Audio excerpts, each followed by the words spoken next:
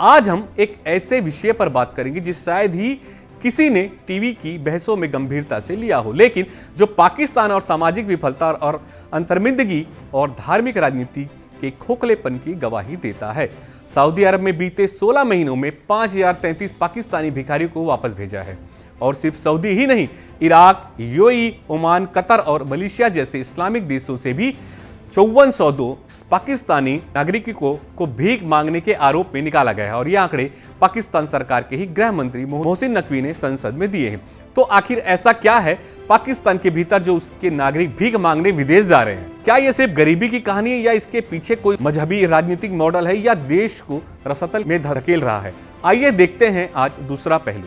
पाकिस्तान में 2024 में महंगाई 38% के पार जा चुकी है। रोजगार के नाम पर सिर्फ प्रवासी बनने का सपना बेचा जा रहा है, लेकिन जब नौकरी नहीं मिलती तो सऊदी, मक्का, मदीना के बाहर भीख मांगना एक विकल्प बन चुका है। पाकिस्तानी व्यवस्था की यह विडंबना है, जहां सरकारें विदेश नीति को इस्लामी भाईचारा कहकर प्रचारित करती है, लेकिन यही इस्लामी देश अब पाकिस्तानी नागरिकों को अपने दरवाजे से ठोकर मारकर बाहर फेंक रहे हैं। हर साल हजारों पाकिस्तानी नागरिक हज या उम्रा के बहाने सऊदी अरब जाते हैं, लेकिन उनमें से बड़ी संख्या मक्का मदीना के बाहर भीख मांगने वालों की होती है।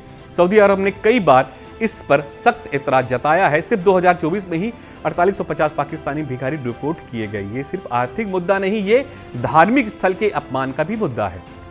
सऊदी अरब सरकार इसे शरीयत और इस्लामी मर्यादा के खिलाफ मानती है और पाकिस्तान को चेतावनी भी दे चुकी है, अब रोक लगाओ वरना हम वीजा बंद कर देंगे। गृह मंत्री मोहसिन नकवी ने संसद में भले ही आंकड़े बताए हो, लेकिन कोई एक्शन प्लान नहीं दिखता, ना गरीबी हटाने का एजेंडा। विदेशों में छवि सुधारने की नीति, जनसंख्या नियंत्रण, शिक्षा और रोजगार, इन तीनों पर पाकिस्तान दिवालिया हो चुका है। आज वहां की युवा आबादी जो मजहब के नाम पर कट्टरता सीखती है, जो खुद भीख मांगने पर मजबूर है, क्या ये वही मुल्क है जो खुद को मुस्लिमों का नेता कहता है? और ये सब देश पहले पाकिस्तान को एक भाई समझते थे, लेकिन अब उनके लिए पाकिस्तान एक सामाजिक बोझ और कट्टरता का केंद्र बन चुका है। कतर ने पाकिस्तानी मजदूरों की संख्या में कटौती की है। यूएई ने वीजा स्क्रूटनी और कड़ा कर दिया है। मलेशिया ने भी डिपोर्टेशन पर सख्ती की है।